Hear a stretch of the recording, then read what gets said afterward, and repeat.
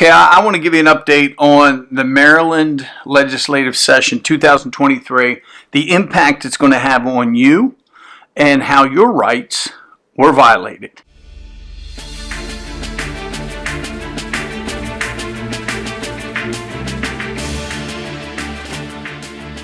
So there's two bills.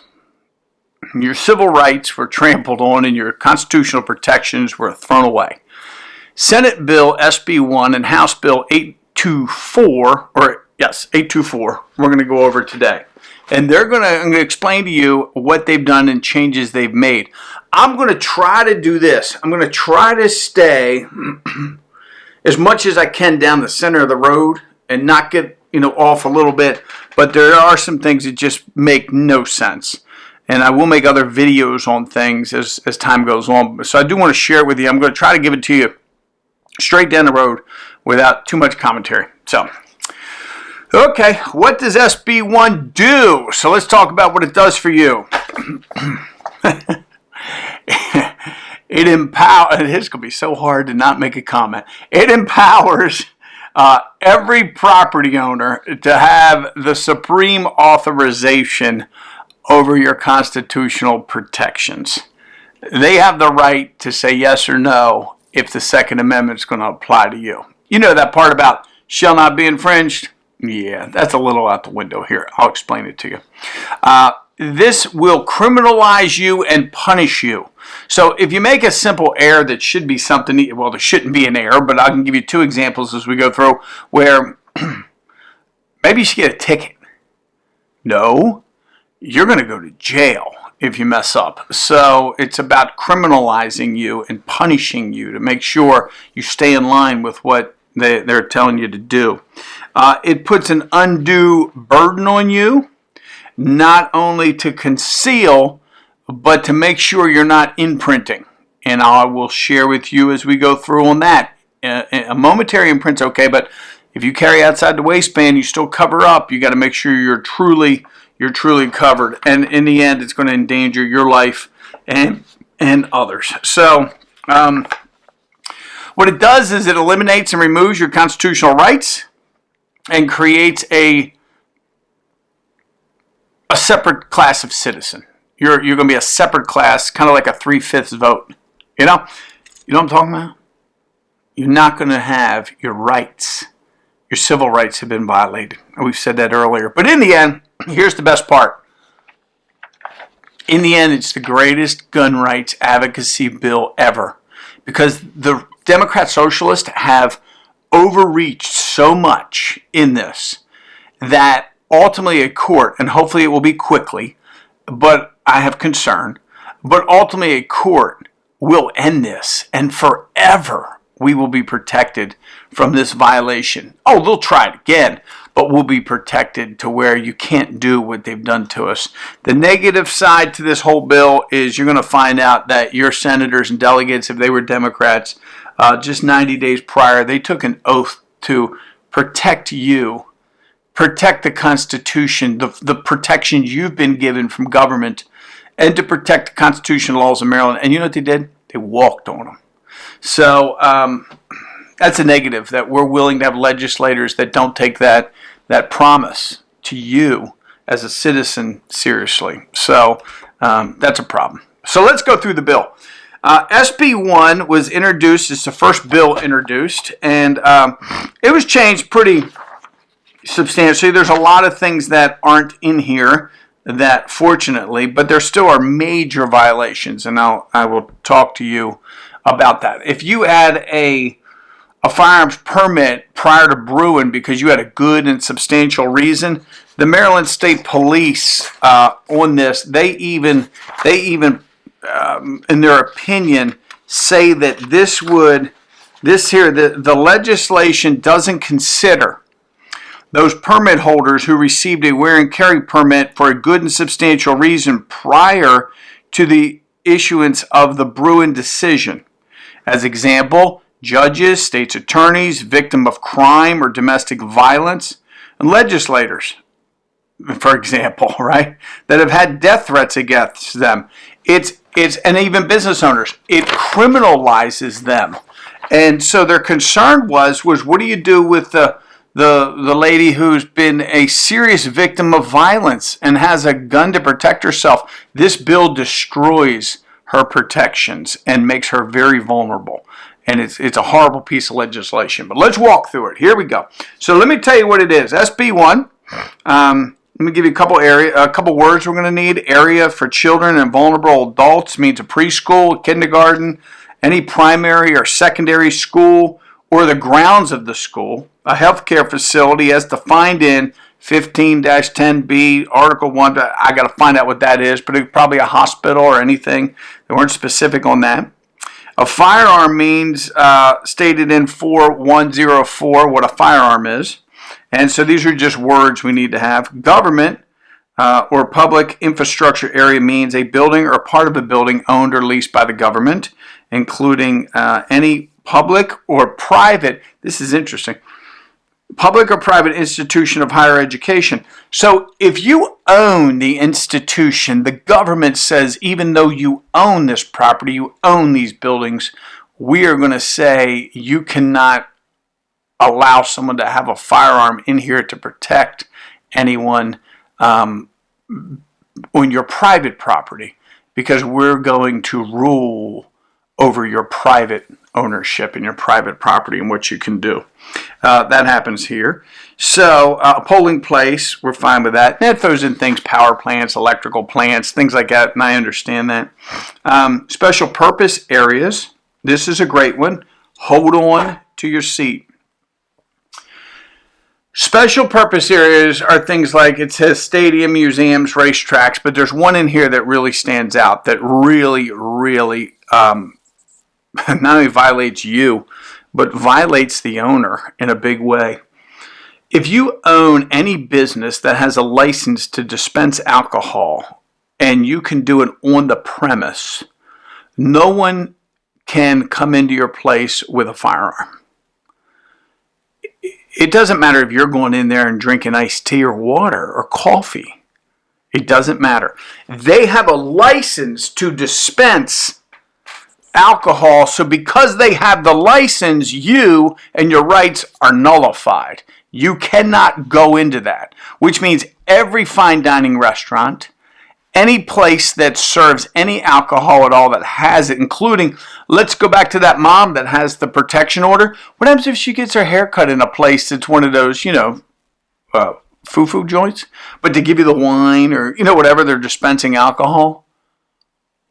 She can't go in there with her firearm. And you're like, well, that may be good because I don't want her there. Yeah, you may not want her there, but she may need a firearm because the guy that almost killed her gets out of prison in 3 or 4 months. Or there's been threats on her and her children's lives. I have a grandmother that has a permit because her daughter who was killed, the same gang member said, I'm going to kill her kids and you. This 65-year-old grandmother can no longer go into any place that would dispense alcohol, or any building, we'll get to that, where she doesn't have permission. She's already had threats on her life. And she just has to be a victim, I'm assuming. So any place that dispenses alcohol, no firearm is allowed, right, to go in there. So it doesn't apply to, and this goes through it a number of times, law enforcement, member of armed forces, it's on active duty, any place like that. And I'm just giving you an overview. You can specifically, I'll have this on my website eventually, you can go read it yourself. But here's your deal.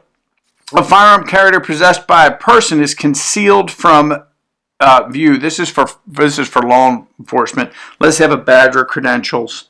So that kind of just goes through some law enforcement side, but this is where I wanted to get. A firearm, we'll cover a couple things here. A firearm that is carried or transported in a motor vehicle is either locked in a container or you have a carry permit. So locked in a container would mean if you can't go into a building, you're going to lock your gun in a container in your vehicle. And I'll do a video later, but could you imagine 100,000 people a day are locking 100,000 guns up all over the cities, all over the county, everywhere? Oh yeah, none of those windows are ever going to get smashed or those cars are going to get broken into, are there? This bill is going to make the streets so much more dangerous and put so many guns on the streets, then you're going to come back with a Bloomberg or a Johns Hopkins or a Stanford study that says carrying guns increases guns on the street. Well, that's because you took them off our bodies and you put them in a vehicle, and criminal Carl watched us. And they broke into the car and they smashed the window and stole it. You're going to put 50, 100,000 guns every day on the street multiple times in various locations all through the state. Moronic. But this is the law. It's got to be in a container. Or you have a permit on. Okay? So that's going to be a change. And I'm going to do a video on that for you. I promise you this one. This is a major concern. And this is probably going to get a video. For years, I have told people, do not listen to these firearm professionals who are telling you that you have a constitutional right and to wear your gun outside of concealment. Open carry. It's a wear carry. As a matter of fact, some of these people have even put videos where they're educating law enforcement because police don't know, so they're all tacked up and they're gonna tell the cops how the world's gonna work. I got it, but you see, I've been around longer and I understand wisdom, and wisdom is this: if you go to abuse something, I'm telling you, the government's gonna press on you, and it's not worth it sometimes. Some things you should fight to your death for, obviously, and we have in the past. But some things, just shut up and go down the road. And this was one of them. And here's the reason why. Enough people did that, and they followed that advice. And now, the Assistant Attorney General attached to the Maryland State Police, and probably their legislative representative, got this put in. I don't know where it came from, but I promise you it came from people carrying guns. Because I've talked to someone that it came from people carrying guns, like they're cops. So thank the professionals who gave you that advice, because here's what the new law says. You ready? This goes into effect in October. You are required to keep the handgun concealed. It is not violated by a momentary or inadvertent exposure of the handgun. So if you're reaching for something or you're bending over and just inadvertently, momentarily, it was exposed, not a crime. You're good. But here's where it went a step further. And this is where you can thank those guys. The momentary or inadvertent exposure of the imprint or outline of a handgun. Did you get that? Momentary or inadvertent, just imprint. If you're somebody who body shape you prefer to be outside the waistband but you covered up, or you have back problems or hip problems and pressing against nerves, or for whatever reason you can't wear inside the waistband, you got a major concern right now. You better buy another size up or wear a tent or something, because you cannot print except just inadvertently or momentarily, but you got to be aware of it. You know those guys that walk around their classrooms with the big tack holsters with the Glocks, the big Glocks on the outside? There's the problem. And that's what's caused this. And now, if you wore that configuration, but you didn't wear one of the big tack holsters, you got a problem. You got to think, how am I going to carry this gun? And I'm going to do a video on how to carry a gun in a deeper concealment, but you're going to give up some time on the draw stroke. So there's a decision you're going to have to make, or you got a couple months to figure out, how am I going to do this? Because now you can not only not wear outside, you can't imprint the gun at all. So let's say you mess that one up. Originally it was going to be not a fine, but originally it was going to be imprisonment not exceeding 90 days. Oh, but the legislators, when they went back and looked at the bill again, they decided to cross that out and reduce it. Oh, I'm sorry, not reduce it. Incarcerate you for a greater amount. If you mess up on that, you're going to face 1 year in prison. But they were nice enough that they had the $3,000 fine lowered to $1,000 or both. So was it about fining? Was it about ticketing? Or was it about putting you in jail? You got it. 1 year in jail if you inadvertently print or expose the firearm more than momentarily. You better watch yourself on that one, because somebody's going to get burned on that deal, and I hate to see that happen. Not much in 4203 that changed, but here we go. 6-411. This section applies the following words. A dwelling means a building where people sleep or live. And you need to know what property is. It means a building. You need to know those things, okay?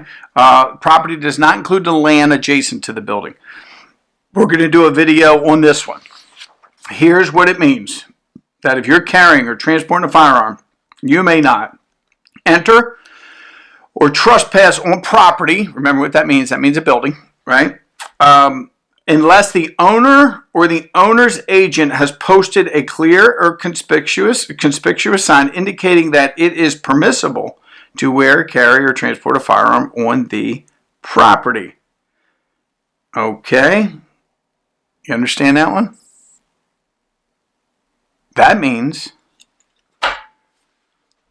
that you lost your rights to carry a gun inside any building in the state of Maryland unless you own it or you have permission from the owner to carry a firearm in there. If you do so, it's 1 year in prison. You don't have rights that someone have to post, like in most normal states, not in the 26 states where the Constitution says you can carry a gun, where the majority of states in the United States, you don't need a permit. But in these repressive regimes, outside of that, most of the time, it's their state requirements. The notice has to be this big. It has to say these words. It's got to put the law. You got to put notice within this space of the building that says you cannot enter the building. In the state of Maryland, you have lost your right completely to enter any building unless the owner puts a sign out or says you can come in with a firearm. If you violate that, 1 year in prison. If that's not a trampling of someone's rights, and I'm going to do a video where you have a separation of citizens. Some citizens have full protection while other citizens don't have equal protection under the law. This is a huge civil rights violation because they're violating a constitutional protection. The Constitution doesn't give a property owner authority over someone. I'm sorry, and I'll do a video on this one. There was a time in our country where property owners had authority over other human beings. And people died for that. And this repressive regime is going back and doing the same thing. And I will do a video on that. But here's the bottom line. You enter a dwelling or a property, you've got to have permission from the property owner or else you are going to prison. We're going back here, 5-307. It's going to restrict you carrying to a concealed from view. And again, it talks about that if you are carrying a firearm, you can either A, conceal it, or B, within an enclosed case. So I guess that would be like some sort of enclosed case that you can get. They have them online. There's different variations. People with small guns sometimes wear them. They look like little computers. Wear them outside. I'm assuming that's an enclosed case. You can't see it. So it's got to be, if you're going to wear outside the waistband, maybe one of those, not Sneaky Pete. I think they are called Sneaky Pete type holsters. I've had one or two of them. But it's got to be enclosed, or it's got to be under or within the article of the person's clothing. Okay, so you got to know that. And again, we get into the momentary either printing or exposure. And that's pretty much the crust of SB1. Here's the highlights of it. The highlights is the state police has major concern. The racial equity impact notice says their concern is that what's the impact going to be? They don't know right now, but are disproportionately African Americans or Latino individuals going to be more aggressively enforced? You better believe it. And then in a year or two or three, we're going to see, oh my gosh, we got to do something because what we're doing is what we call stop and frisk. You see, you go into a store, you go into a sub shop, and they sell beer in that sub shop, and you can sit down, and you're in the neighborhood, and somebody calls the police and says, I think this guy's got a gun. He's walking out with his 16-inch pie or his 3 subs, and guess what happens waiting for you outside? The police. And they say, sir, we got a call. We think you have a gun on you. Mind if we just pat you down? I'm done with that conversation. Now, let's move on. HB 824. It's going to change a lot of things for you. It's going to restrict who has rights. If you're going through a divorce, hold on to yourself. You may lose your gun rights on that one. It's going to increase fees 60% on citizens, and on renewals 50%. It eliminates the government's responsibility to perform for you in a time period in which they need to, I guess, be efficient. But MSP does work what they can do, but it does change that, and I'll explain it to you. All virtual training is gone. Everything's got to be in person. I'm assuming the legislators are also going to eliminate virtual testimonies. I'm assuming the University of Maryland is going to eliminate virtual education, including for master's and doctorate degrees. I'm assuming all other virtual trainings in the state are also going to cease. Or do you think it's just the gun people? You know how many times we've taught virtually over the last 2-3 years with during COVID, or with people that maybe are injured, or they got to face a renewal, or they have a problem and they have kids home at sick. It was a valuable piece of tool that also we used in many ways to deal with some of the simpler things, so people had more time on the trigger, more time in the holster, more time putting rounds down range that now have to be filled with bureaucracy that you're going to see in here. And in the end, it lowers the quality of high-end training. This won't affect too much the lower-end classes because they're going to sit you in a classroom for 2 days anyway. But the higher-end classes, the stuff we teach and some other folks, where you actually have a lot of trigger time, including 1 day completely on the range, that's gone.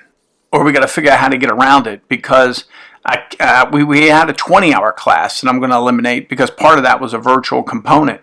And I can't teach you this stuff like here's the law, here's things you need to know virtually anymore. So it's going to lower because we got to fill it with other stuff like anger management training I'll get to and things like that. So here we go.